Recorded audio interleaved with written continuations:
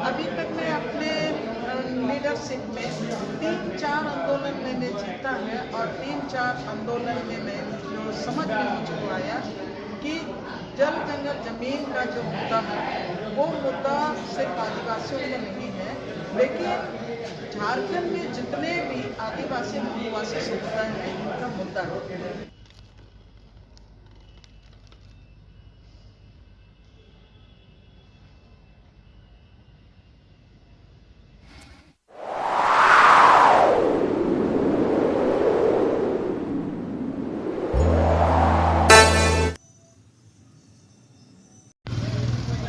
Finally guys हम लोग पहुंच चुके हैं TRI और स्वागत करते हैं हमारे संडे का डेस्क PBR लोग।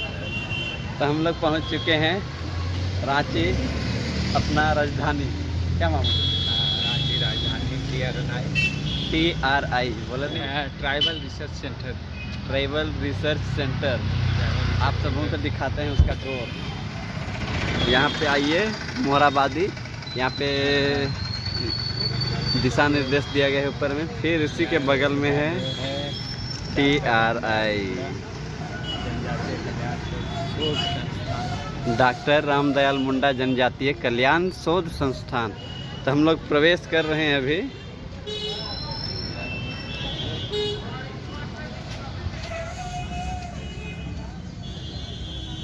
वेलकम द्वार यहाँ पे लिखा हुआ है। डॉक्टर रामदयाल मुंडा जी का स्टैचू बना हुआ है। फिर यहाँ पे वेलकम द्वार पे ये सुंदर सा आकृति बना हुआ है। मामू जो हैं दयामान्य से बात कर रहे हैं अभी कि हम लोग पहुँच गए बोल के। तो चलिए साथियों, आप सबों को मैं इस TRI कंपाउंड को कॉन्फ्रेंस थोड़ा सा झलक दिखलाता हूँ। निबंधन यहाँ पे कई एक ऐसे सुंदर सुंदर आकृति बना हुआ है जो इसे देखने से ही पता चलेगा। ये यहाँ पर संताल हुल कला दीर्घा बना हुआ है। उसी के बगल में सुंदर सुंदर आकृतियाँ बनी हुई है जो सोहराई चित्रकारी और कई एक चित्रकारियों को दर्शाया गया है।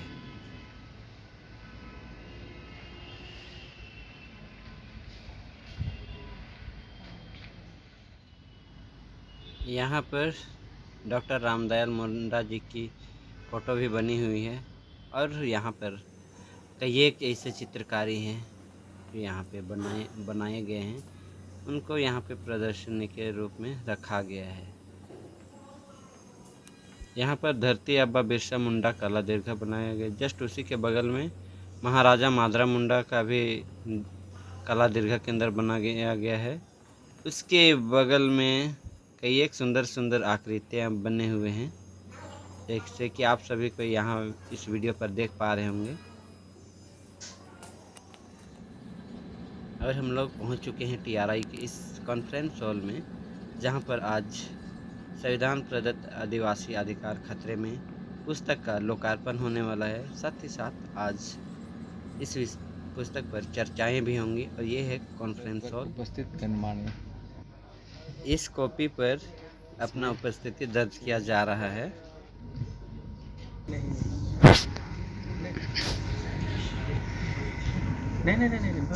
आप सभी को जोहार। जोहार। बहुत आनंद फानंद में मुझे ये जिम्मेदारी मिल गई है और मैं पहले बस संचालन कर रही हूँ, तो बहुत सिंपल तरीके से हम इस कार्यक्रम को आगे ले जाएंगे। तो आज हम सब यहाँ पे एकजुट हुए हैं आदिवासी मूलवासी अस्तित्व रक्षा मंच के बैनर तले, और इसका मूल मकसद है कि लेखिका, सामाजिक कार्यकर्ता और पत्रकार भी रही हमारी दयामणि दीदी ने एक बहुत ही महत्वपूर्ण किताब लिखा है जिसका नाम है संविधान प्रदत्त आदिवासी अधिकार खतरे में। और यह बहुत महत्वपूर्ण किताब इसलिए मैं कह रही हूँ क्योंकि हम आदिवासियों को अपनी ही परंपरा के बारे, अपने ही जमीन जंगल के बारे जो नियम कानून है जो व्यवस्था है वो ठीक से खुद मालूम नहीं रहता है, और बहुत सारे युवा जब किताबें ढूंढते हैं तो उनको इसके बारे में कोई ठीक से जानकारी दे पाए ऐसी किताबें भी नहीं मिलती है को आगे ले जाने। तो श्री प्रकाश जी, आपका स्वागत है। आमंत्रित कर लेते हैं, गेट से प्रवेश की ओर जाते हैं। तो मुख्य अतिथि राज्यसभा सांसद और साहित्यकार रही महुआ जी को मंच पे आमंत्रित करते और कार्यक्रम के लिए व्यवस्था के बीच भी समय निकाला। प्रोफेसर जान रेज को हम मंच पे आमंत्रित करना चाहते हैं और उनका भी स्वागत है। वरिष्ठ अधिवक्ता धनी गुड़िया जी, उनको हम मंच पे आमंत्रित करना चाहते हैं। लेखक कवि सहायक प्रोफेसर डॉक्टर अनुज महू को हम मंच पे आमंत्रित करते हैं।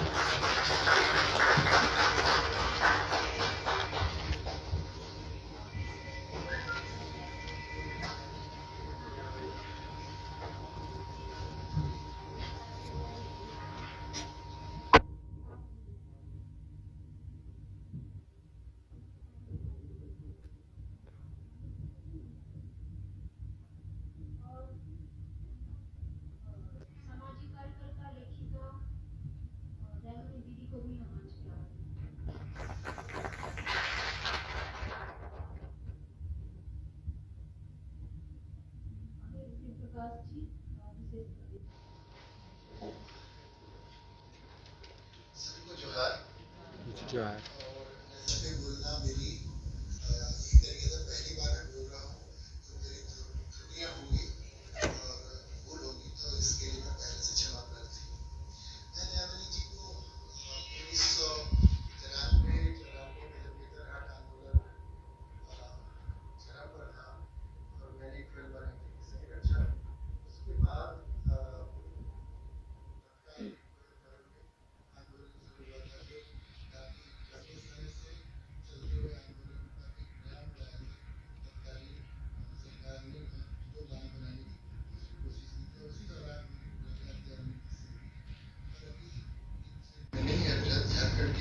इलाकों में इसी तरीका का हो रहा है और ये सारा चीज कंटिन्यू है जो आज भी चलता चला आ रहा है। लेकिन फिर से मैं वापस दयामनी जी के बारे में बताऊं कि पिछले 30-35 सालों में जो मैंने देखा कि कई आंदोलन ऐसे थे जहां पर झारखंडी समाज या आदिवासी समुदाय अपनी बात को रख रहा था, सत्ता समझने की कोशिश नहीं कर रही थी और तनाव की स्थिति इतनी थी कि वो सारी वही परंपराएं जहाँ पर उसका अंत सरकारी हिंसा से होती थी। तो मैंने अपने आंखों से कई ऐसे तनाव भरी स्थितियों में दयामनी जी के नेतृत्व में देखा कि वहाँ जो गोली चल सकती थी, इस दयामनी जी के नेतृत्व में वो हिंसा, सरकार की हिंसा नहीं हुई। ये बहुत महत्वपूर्ण बात है जो मैंने व्यक्तिगत रूप से देखा और समझा। अब सवाल इस बात का है कि ये जो संघर्ष है आजादी के बाद भी क्यों है। तो मुझे कुमार सुरेश सिंह जी के साथ में भी थोड़ा बातचीत करने का मौका भी मिला था और हेराल्ड संसद ग्रुप के भी साथ थोड़ा काम करने का मौका मिला था। तो वो जो सारी चिंताएं जो ब्रिटिश राज के साथ थी, क्या वो परिस्थितियां आज बदली हैं या नहीं बदली हैं, ये समझने की जरूरत है। तो कुमार सुरेश सिंह जी अपनी पुस्तक में किसी संदर्भ में उन्होंने बोला था कि एक लोक कथा है जिसमें लोग कह रहे हैं कि मुंडा इलाके में धूल की तरह जमीन उड़ती चली जा रही है और हमारे हाथ से जमीन बचता नहीं है। आज अगर हम देखें तो जमीन आज भी गायब है। इस शहर के हृदय क्षेत्र में जाइए, उस चौक का नाम आज एक परमवीर जिनको अवार्ड मिला है उनकी नाम की वजह से है। उसके अगल बगल में जो सरना स्थल है वो किस हालत में है। वहाँ जो बाहर से जो लोग आए थे उनके लिए जो बाजार बना था कपड़े का, वो परंपरागत जो जमीन था उसके ऊपर है। शहर के इलाके में अगर कोई भी खाली जगह है तो सरना है, मसना है, या परंपरागत समाज जो चीजें हैं सिर्फ वही घर बची, और ये परिस्थितियां दिन प्रतिदिन बढ़ती चली जा रही हैं। गांव के इलाके में अलग अलग तरीके से जमीन आदिवासियों के हाथ से, झारखंडियों के हाथ से दूसरी की तरफ में जा रही है। और दयामणि जी ने इस पुस्तक से में जो इनका जो पहला परिचय है किताब का, जिसमें वो कहती हैं कि हमारी भूमिका में झारखंड क्या है, झारखंड का इतिहास किस तरीके का है, किस तरीके से अंग्रेजों के साथ संघर्ष हुआ है, कौन कौन से आंदोलन हुए, उन आंदोलनों के बदले में तत्कालीन सरकारों ने किस तरीके से कानून बनाए और उन कानूनों के बदले जमीन की किस तरीके से रक्षा हुई। तो आज जो पुस्तक का विमोचन होना था, आज शुभ घड़ी आ चुकी है और मिस जसिंता जी, श्याम जी, अनुज जी, सामने देखिए, गुड़िया जी, ज्ञानद्रय सर और महुआ जी और दयामणि दीदी पुस्तक का विमोचन कर रहे हैं। झारखंड की जुझारू एक्टिविस्ट, प्रसिद्ध लेखिका, पत्रकार और बहुमुखी प्रतिभा की धनी हमारी आदरणीय दयामणि वाघेला जी की पुस्तक संविधान प्रदत्त आदिवासी अधिकार खतरे में के लोकार्पण के सुअवसर पर यहाँ TRI सभागार में उपस्थित हमारे आदरणीय ज्ञानद्रय जी यहाँ पर उसे देखकर, और लंबी एक फहरिस्त है, लगातार ये आंदोलन से जुड़ी रही हैं और न सिर्फ हमारे झारखंड में बल्कि पूरी दुनिया में इनको, इनके आंदोलनों के लिए जाना जाता है। तो ऐसी महान शख्सियत के लिए पुस्तक लोकार्पण समारोह में उपस्थित रहना मेरे लिए बहुत ही गर्व का विषय है। मुझे आप लोगों ने चुना, इसके लिए आपको बहुत बहुत धन्यवाद, आभार। और इस मायने में पुस्तक एक एक्टिविस्ट की नज़र से तमाम चीज़ों को देखता है। यहाँ पर जो भी योजनाएं बनी, व्यवस्थाएं हुई, सरकारी जो आदेश हुए, दरअसल इतिहास आजकल हम लोग देखते हैं कि इतिहास को जब लिखा गया था उसके बाद अब नए सिरे से इतिहास को लिखने की जरूरत है। उसी तरह से जितने भी कानून बने, जो भी व्यवस्थाएं हुई जमीन संबंधी और तमाम चीजों को लेकर, उसे एक अलग दृष्टि से देखना भी जरूरी है कि वो कितना सफल है, कितना असफल है, किसे बदलने की जरूरत है। जैसे मैं बताऊं कि एक चैप्टर में मैंने देखा आदिवासी समुदाय के परंपरागत भूमि व्यवस्था पर प्रशासनिक हस्तक्षेप शुरू, इस पर दयामणि जी ने बात की है। तो मैं आपको बता दूं कि जो जंगल का अधिकार है, जो फॉरेस्ट कंजर्वेशन बिल जब पार्लियामेंट में आया था, मुझे याद है हम लोगों ने कितना विरोध किया, लेकिन वर्तमान केंद्र सरकार ने उस समय इसे पारित किया जब विपक्ष की उपस्थिति ही नहीं थी पार्लियामेंट में। लगातार मणिपुर मुद्दे और तमाम मुद्दों पर लेकर जो आंदोलन चल रहा था, उसका फायदा उठाते हुए सत्ता पक्ष ने ऐसे बहुत सारे बिल को पारित कर दिया जिस पर बहस ही नहीं करने दिया गया। मैं पर्सनली लेटर लेकर मंत्री जी से मिली, उसके बाद उनको रिक्वेस्ट किया, कई जो लोग एक्टिविस्ट लोगों ने विरोध किया था उनका पत्र दिया, कई बार कहा, लेकिन उनका कहना था इससे आदिवासियों का भला होगा, आप लोग ठीक से नहीं जान रहे हैं कि इस बिल में क्या है। लेकिन हम सभी जानते हैं कि जल जंगल जमीन की रक्षा के लिए ये बिल कितना खतरनाक है, लेकिन उन्होंने सुना नहीं। और आपको मैं बता दूं कि पार्लियामेंट में, राज्यसभा में बीजेडी की मदद से इस बार बहुत सारे बिल पारित कर लिए गए। जैसे जो 3 कानून में संशोधन हुआ उसमें भी ढेर सारी खामियां हैं, लेकिन अब जिस बीजेडी ने विपक्ष के साथ नहीं रहकर वो अलग भाजपा को उन्होंने सपोर्ट किया, इस बार के चुनाव में आपने देखा कि किस तरह से भाजपा ने उस बीजेडी का ही उड़ीसा से सफाया कर दिया। वहां विधानसभा में भी वो खत्म हो गए, लोकसभा में भी। तो इस तरह से जिन लोगों ने इन्हें साथ दिया उसका उन्हें खामियाजा भी उठाना पड़ा। तो इसलिए समय आ गया है कि अब हम सब मिलकर इन चीजों को देखें, और ये राज्य सरकार का भी दायित्व है कि ऐसे जो दयामणि जी जैसे एक्टिविस्ट के कलम से जो चीजें निकल कर आती हैं, अगर उसमें कहीं कोई खामी है तो उसे संशोधित करना चाहिए। आदिवासी लेखकों को एक मंच पर लाने का इतना बड़ा ये सराहनीय प्रयास था। उसके बाद मैंने देखा कि लगातार काम होने लगा और मुख्य धारा में भी उन्हें शामिल किया गया, और इसमें मुझे लगता है रमनिका गुप्ता जी का भी बहुत योगदान है। पहले जोहार दीदी, स्वागत है हमारे सिमडेगा डायसिस के BBR ब्लॉग पर।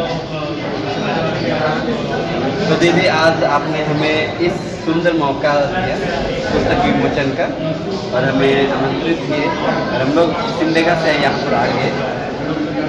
बहुत हर्ष होता है जब हमारे लोग ऐसे मुकाबले को पाते हैं और आपको हम लोग पहले से जान रहे हैं और फॉलो भी करते हैं।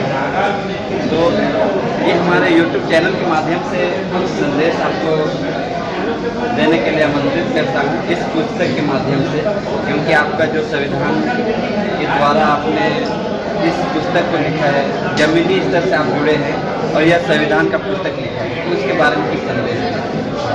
एक तो सबसे पहले मैं सिमडेगा के सभी साथियों को मैं इस किताब लोकार्पण समारोह में आए हैं और जो नहीं भी आए हैं उनको भी मैं बधाई और धन्यवाद देना चाहती हूँ और आपके YouTube चैनल को भी मैं धन्यवाद देना चाहती हूँ कि आपने अभी बात करने का एक मौका दिया है।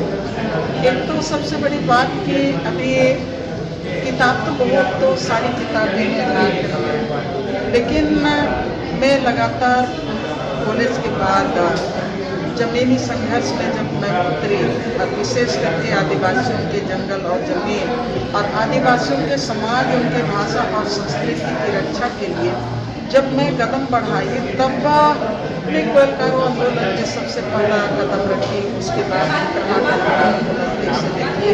उसके बाद राज बनने के बाद मैंने बहुत सारा आंदोलन को देखी, जिसमें से यहाँ पर मैं ArcelorMittal के खिलाफ बहुत ही संघर्ष शुरू किए और उसके साथ अभी तक मैं अपने लीडरशिप में 3-4 आंदोलन मैंने जीता है और 3-4 आंदोलन में मैंने जो समझ में मुझको आया कि जल जंगल जमीन का जो मुद्दा है वो मुद्दा सिर्फ आदिवासियों में नहीं है, लेकिन झारखंड में जितने भी आदिवासी मूलवासी समुदाय हैं उनका मुद्दा है। लेकिन ये कहने में मुझको कोई ये नहीं रहेगा, कोई मतलब कंजूसी नहीं करूँगी कि आदिवासी समाज में जिस तरह से जल जंगल जमीन की रक्षा के लिए संघर्ष किया, उस तरह से और बाकी जो समाज है ना वो इस संघर्ष में उस तरह से पार्टिसिपेट नहीं किया।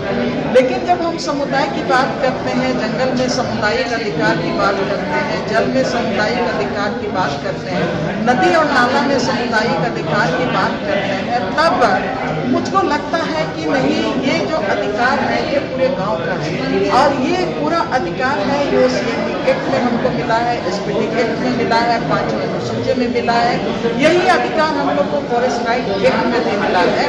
लेकिन जिस तरह से हम लोग देख रहे हैं कि 2024 के बाद जिस तरह से हमारा कानून रहते हुए, हमारा अधिकार रहते हुए, आदिवासियों को जो संविधान में अधिकार मिला है, ग्राम सभा को जो अधिकार मिला है, उन तमाम अधिकारों के रहते हुए भी जिस तरह से बाईपास करके जो हमारे संवैधानिक ढांचा है, संवैधानिक ढांचा में आपका जंगल जमीन का के संबंध में जो अधिकार रहता है राज्यसभा को अधिकार रहता है, लेकिन उनको भी बाईपास करके 2014 के बाद जिस तरह से केंद्र सरकार ने जो कानून लेके थोपने का काम किया और उसी के तहत में अब जितना भी आदिवासी इलाके में जो हम मानते हैं इसको गरमगरुआ आम खास जमीन है, जंगल झाड़ी जमीन है, नदी पहाड़ की जो जमीन है वो तमाम जमीन है वो समुदाय का है, आदिवासी मूलवासी समुदाय सबका ये जमीन है।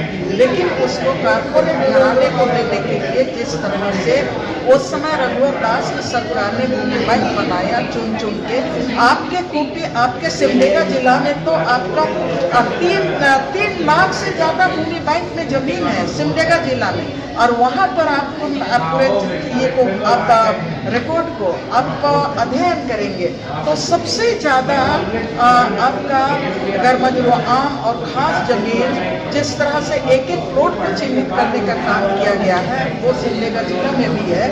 और उसके साथ ही खूंटी जिला में भी है, पूरे झारखंड में है। तो ये जो भूमि बैंक बना के जिस तरह से जमीन ट्रांसफर करने का काम हो रहा है, तो उन्हीं तमाम मुद्दों को लेके कि ये जो लैंड डिजिटलाइजेशन प्रोग्राम मोदी सरकार जो चलाने का काम कर रही है, वो पूरी तरह से हमारा CAT एक्ट का वायलेशन है, 5वीं अनुसूची का वायलेशन है, हमारा कुलकटी का वायलेशन है, ग्राम सभा का वायलेशन है।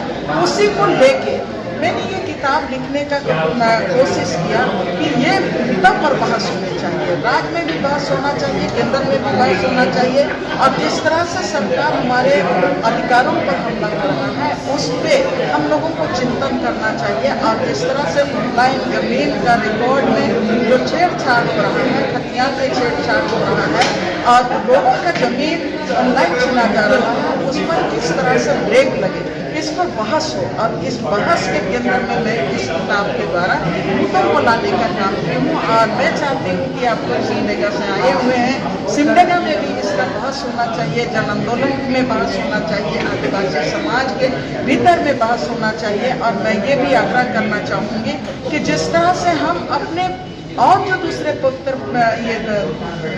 ये है किताबें हैं, जैसे बाइबल है, रामायण है, सब कुछ है, वो उसको जिस तरह से पढ़ते हैं उसी तरह से मेरा मानना है कि हमारा अपना भारत का संविधान है और भारत के संविधान ने जो अधिकार हमको दिया है उसको भी पढ़ना चाहिए। तब हम अपने अधिकार की बात और समाज बचाने की काम हम और मजबूती से काम करेंगे।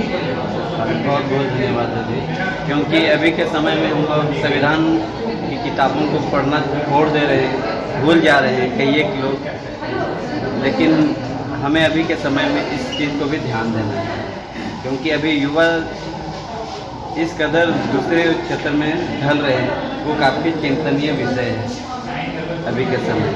तो बहुत बहुत धन्यवाद दीदी आपके सुंदर संदेश के लिए, और कोशिश करेंगे हम लोग भी आने वाले समय में कुछ करने का। बिल्कुल कुछ नहीं, सारा चीज़ युवाओं के हाथ में है, आप लोगों के हाथ में हम लोग सपोर्ट करते हैं, आप लोगों को संभालना होगा। जरूर, थैंक यू।